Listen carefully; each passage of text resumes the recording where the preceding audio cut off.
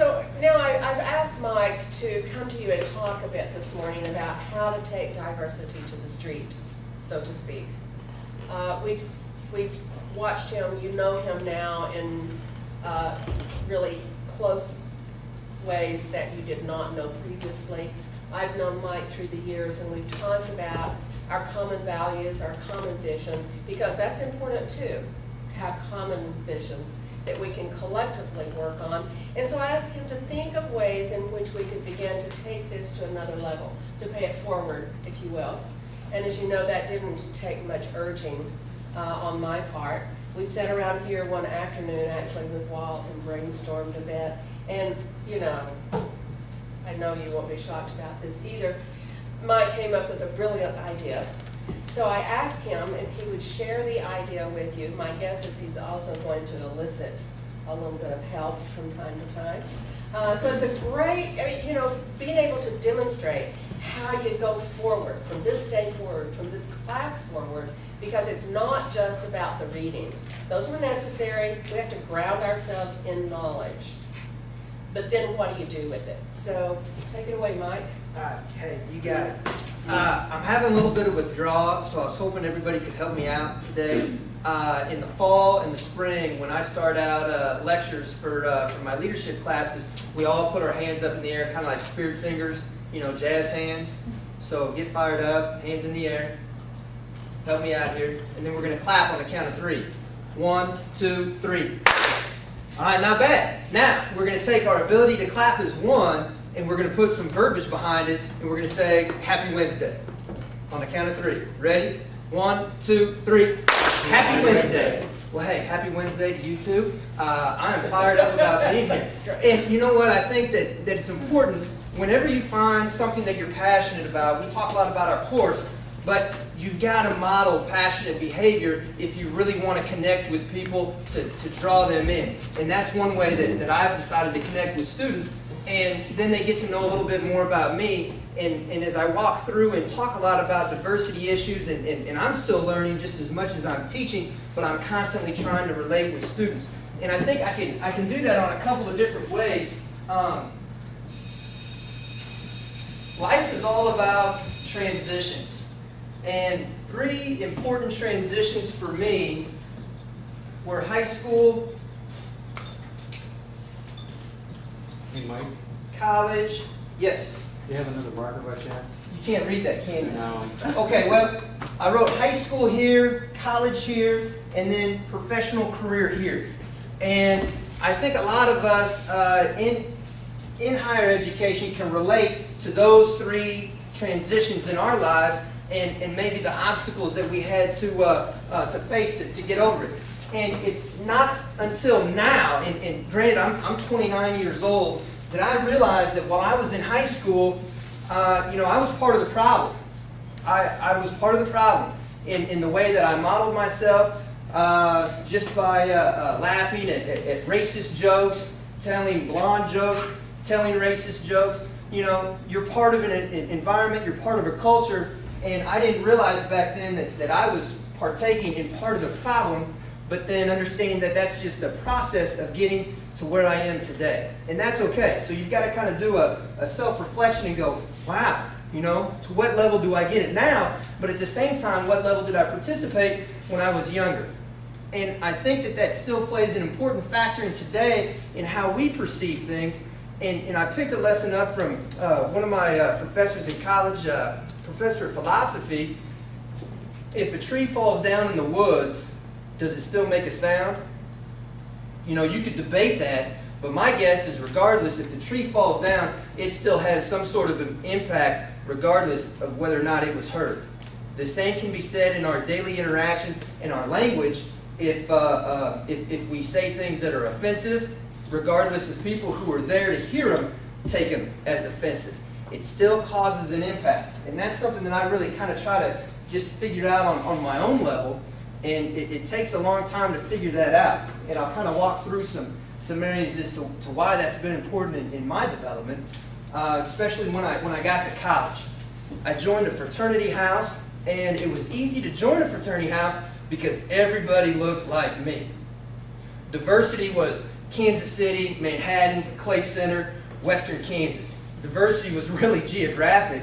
There wasn't much diversity in terms of socioeconomic status. Diversity in major, sure, but to what level is that really a new life experience? And I feel sorry for some of my pledge brothers and some of the guys who were in that fraternity because they never branched out. And I don't think that they ever really got what it was to be in a fraternity. It's not just living with a bunch of guys, but it's using that as a springboard to jump into other opportunities throughout a college campus and to meet diverse groups of people. And some people, I think, were still kind of stuck in that shell. I was fortunate enough to find my way onto the Kansas State cheer squad. And you would be amazed at what you automatically start hearing once you put yourself out as a yell leader. And you know, it was more accepted in college to do that than it was in high school. And I found myself early on, people said, oh, well, hey, that's great. Did you cheer in high school? No, I didn't cheer in high school. I played football. So I'm automatically trying to get more manly because I'm worried about their perception that they might have towards me just in terms of sexual orientation. And why should that matter? I don't know, but it does. And then I went down to Florida and taught cheerleading technique camps. And I actually had a chance to room with a gentleman. His name was Ryan, and he was openly out with his homosexuality. And I was reserved because I was also in the same hotel room with Ryan. And I'm thinking, uh-oh, how is this whole interaction gonna work? Ryan is probably one of the coolest guys I've ever met before in my life. We have a lot in common. He taught me really how to break it down. Not like a math equation, but you know, on the dance floor. And when we went to Vegas for nationals, we found ourselves dancing and clubbing all night long. And Ryan definitely got a entourage per se, and we really had a good time. And we both ended up getting asked by a club owner if we were actually locals in Vegas, and they wanted us to dance on the big tube at the clubs at Studio 54 in MGM Grand. And I'm sitting here going, Well, that could have gone another whole direction. yes, it could have. But it was interesting because I was kind of displaying what you could potentially say as homosexual traits in my actions and maybe my ability to dance. And finally, I was okay with that. I got it to some level and had a great time with the cheer squad. And I think that's important because it really affected me later on in life. And I'll be honest, you know, I've said, you know, that's gay or, you know, that's retarded. And in many instances, by saying it's gay, I hear people say, well, is there another word for that? And I'm like, yeah, it's stupid. Well, then the question is well, if gay is stupid, does that mean that gay people are stupid? No, it doesn't mean that at all. Well, then why would you use the two words interchangeably? And then you kind of get it again. And when I was talking with a good friend from high school, this was another lesson. I said, you know, that's retarded. And he goes, no, that's not retarded. My brother's retarded, and my family has actually taken a lot of steps to make sure that we can provide to the best of our ability to make sure that he has a quality life. Wow, you get it, and you get it again. And it's those types of reinforcements that we need to keep looking for throughout life as they're teachable moments that whether or not we get it for the first time or it's just another reinforcement as to how we actually live our lives and communicate with others, you need to get it on that level. And I wore this shirt today because I'm from Manhattan High, proud Manhattan High, fighting Indian, but to what level is this even appropriate? Back in high school, I would have said, hey, no big deal, it's a mascot, you know, team spirit. But if a community like Hiawatha can get it, why can't a community like Manhattan get it?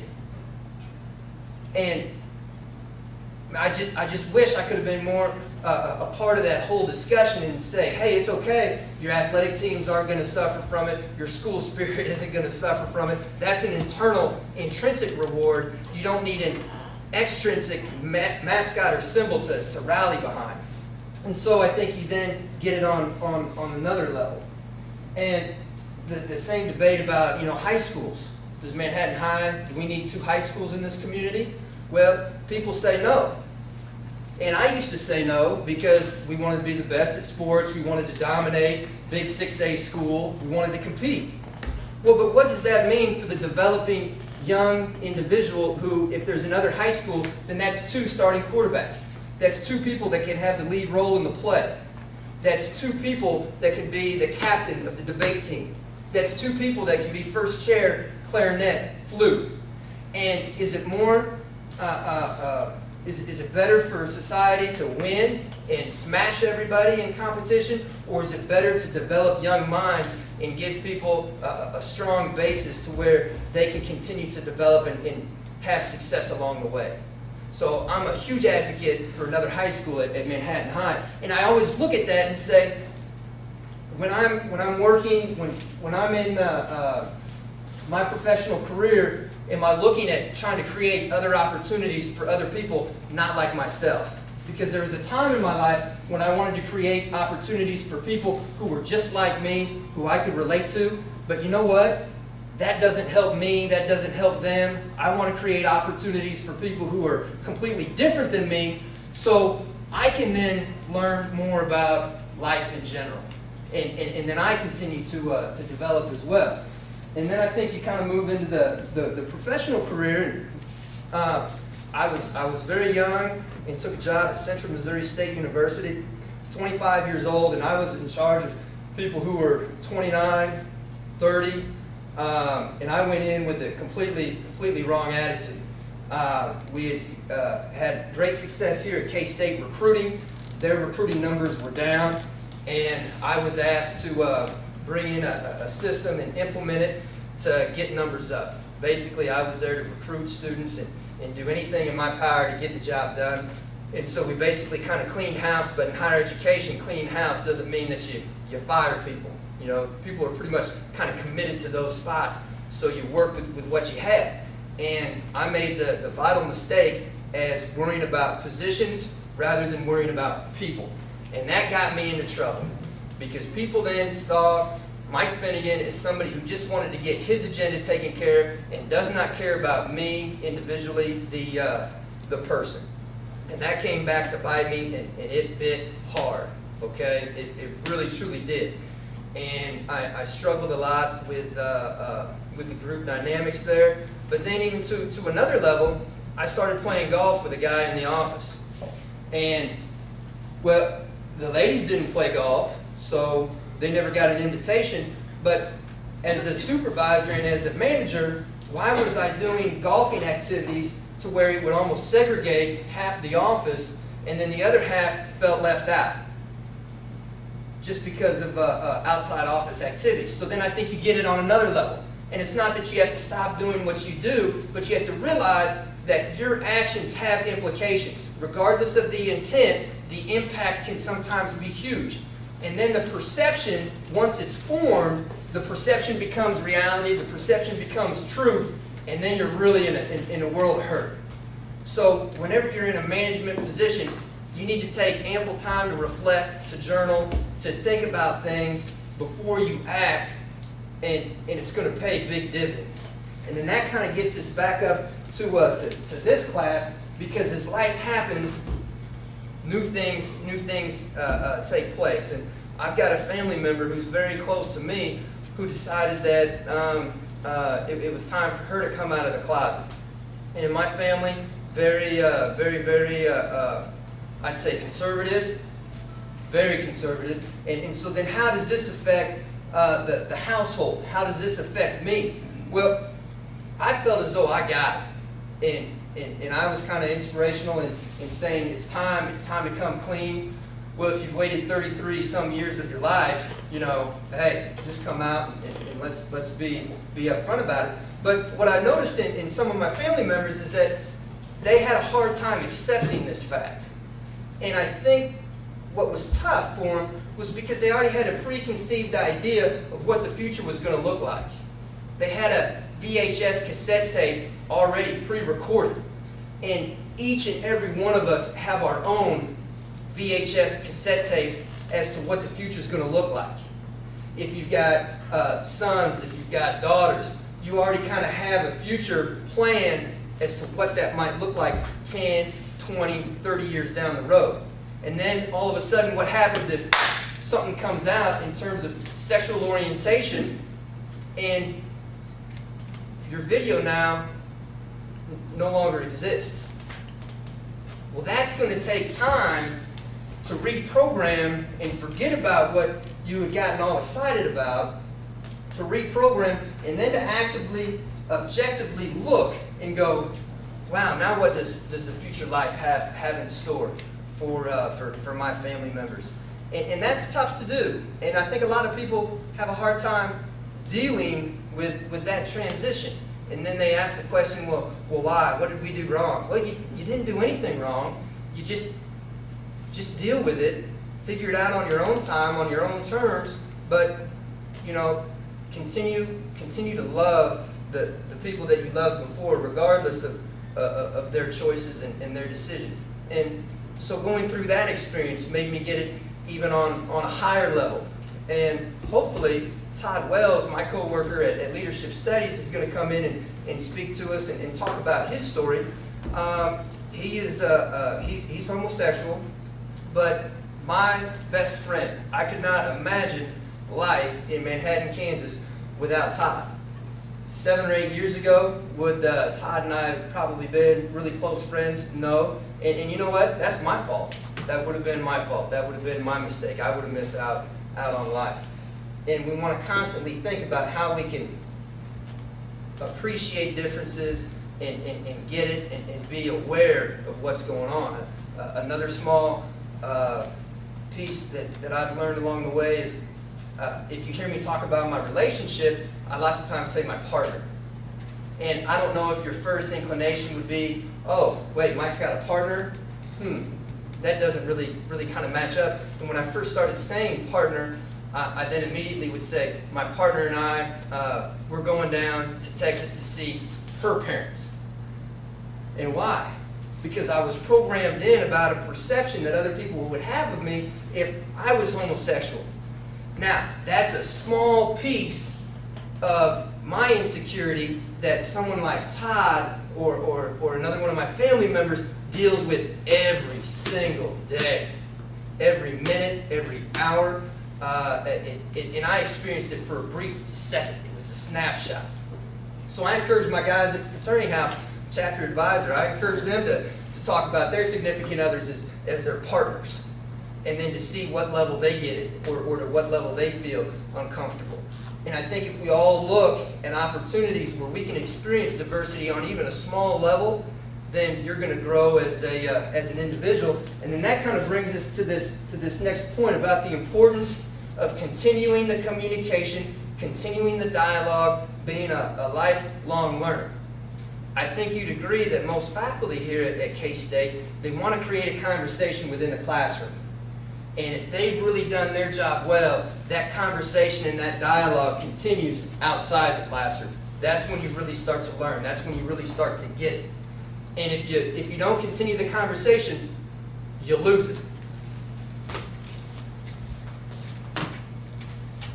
Let's see here. Can we punch up this website?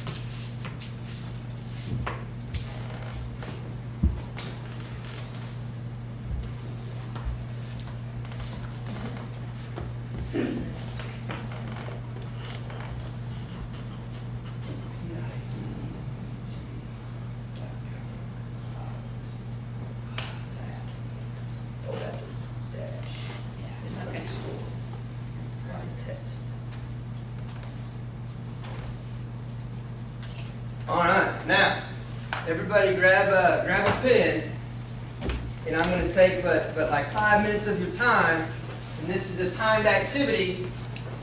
Here are all the states match them up with their location and your time. And I gave you Kansas. Kansas is highlighted in case you need a little reference.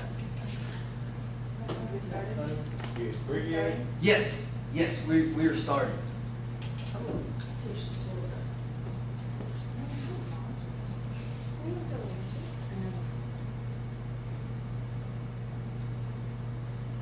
Did you guys ever learn that the state song?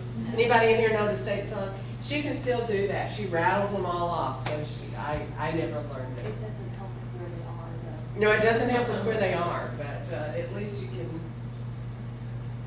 can name them.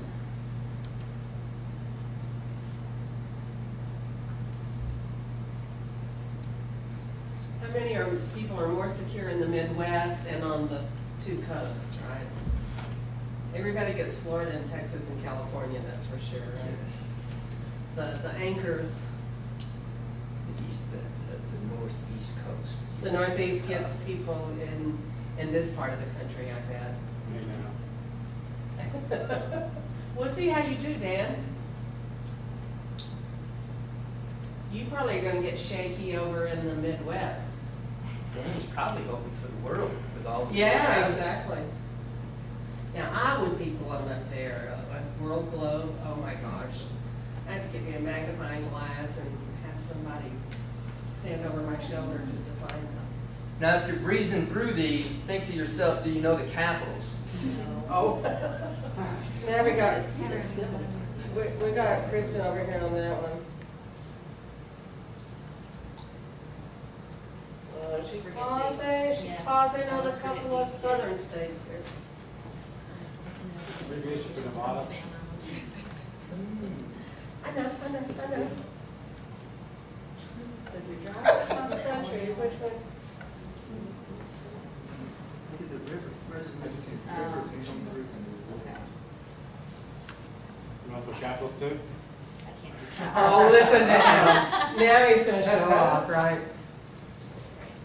Now, if you're still struggling, the Are you time getting a left, little bit of you- this, Justin? You've getting a little redlined. bit? Yeah. I think Okay, I got it working. wrong, but I'm not sure. I mean, I got it.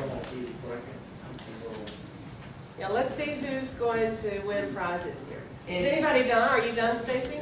Okay, get Stacy, she's done.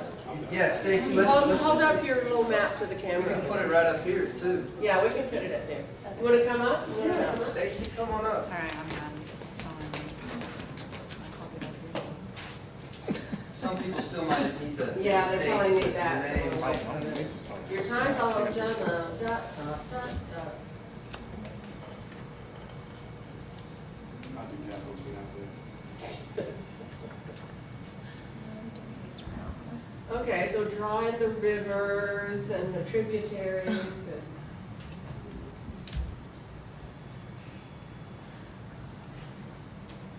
I don't even know the Great Lakes very well myself, you know. I know It's Michigan. Oh. All right. Third grade. Now, Man, I wasn't even close. if you didn't quite get it done, that's a true statement. You might have just failed the third grade. My guess is that at some point in time, if you went through public or private schools here in the United States, this was a mandatory deal in what was it called? Social studies. And at one point in time, you knew it.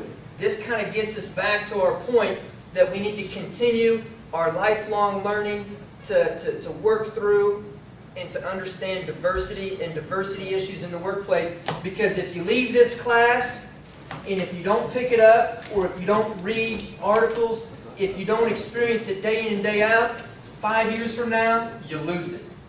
Even though you had it once, you'll lose it for the rest of your life. It's the same. How many people speak another language?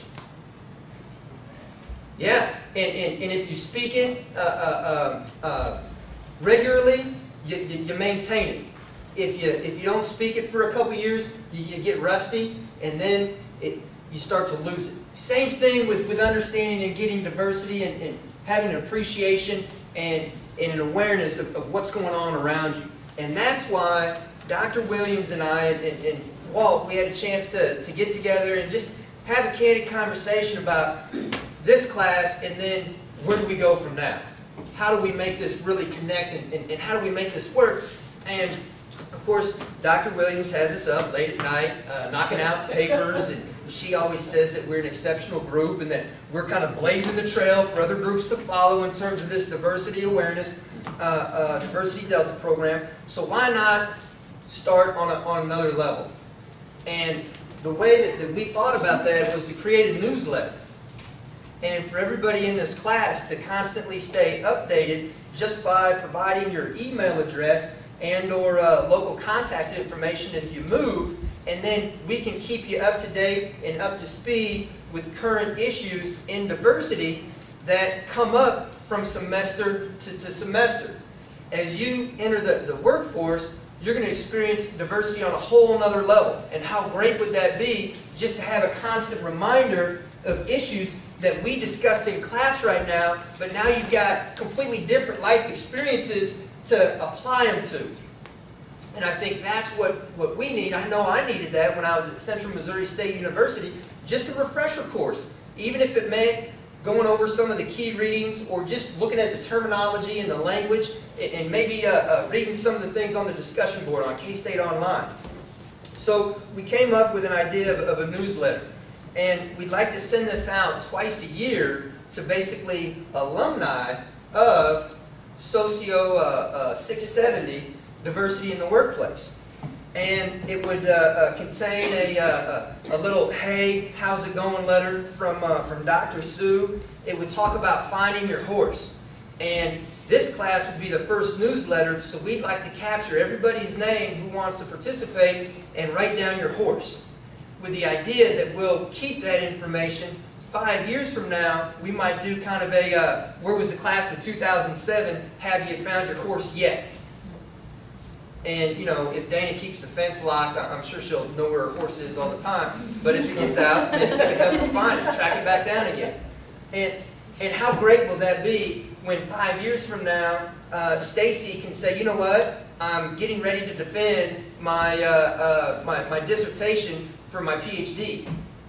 That would be cool, and we could all experience it in that. So finding your horse could be a section. We could have another section on the letter that just has powerful readings or readings that you need to catch up on. We could talk about diversity Delta projects. So where we started this out in the Manhattan community, how great would that be to see the diversity Delta projects hit Aggieville, hit a lot of different businesses that we all associated with during our time in Manhattan as a college student. We could have a Walt's Corner. Words of wisdom from the business corporate guru. I think it's now Walt's Candy Ass Column. Walt's Candy Ass Column. Don't be a candy ass. Or maybe we could do the Walt's Drink of the Week. Or we could have some fun with it. We can definitely have some fun with it. You know, what's happening in the real world? What are current events that maybe we need to stay up on top of, but we've lost track of in the day-to-day grind of our lives? And just to constantly update information, and if you read it, if you use it, fantastic. If not, you're still connected on some level to the extent that you would like to participate. But I think this would be powerful, it'd be neat, and we could continue it to grow, and people who really stay involved and stay active could come back and start to share stories with the class maybe next summer or a couple years out when you got some experiences. How powerful in all of our presenters that we visited with so far this semester. Barbara, she took this class. She knew what we were talking about. I think she was really able to relate and connect with us and say, hey, it's important, and this is why it's important. And that we could have an opportunity as alums of this class to come back and talk to the students maybe 3, 4, 5 years from now when we've had some life-changing experiences. It's powerful, and kids are going to pay attention to you because they know that they can connect with you because you sat in the same seats that they did 5 years ago. It's a powerful way to connect, network. Jobs could open up. Who knows? Network. Donnie and I have already figured out some opportunities as to how we can network even after this class ceases. So that constant ability to network would be fantastic, and that's the project. And what I'd pose is that I want everybody here in this class to have ownership of this newsletter as to what it might look like, other ideas that might be neat, and we can do it all electronically, so it's virtually at no cost. But with Dr. Williams' support, if I just outline the newsletter on K-State Online, maybe we can post it, get some comments of things to include, and then what I'm going to do after this class is over, give me about 3 weeks, we'll have a first draft of the newsletter, and we'll send that out to everybody and get the ball rolling. Does it sound like a neat plan? Do you like it? What is that? Are you Like interested it a in lot? that? Sounds cool. Awesome. I think it's really cool. Well, hey, We need a website. it does need a We need a website. listserv. We can have fun. Yep. Should we conclude with a Happy Wednesday clap? I get fired up about this all the time. All right, 1, 2, 3. Happy Wednesday.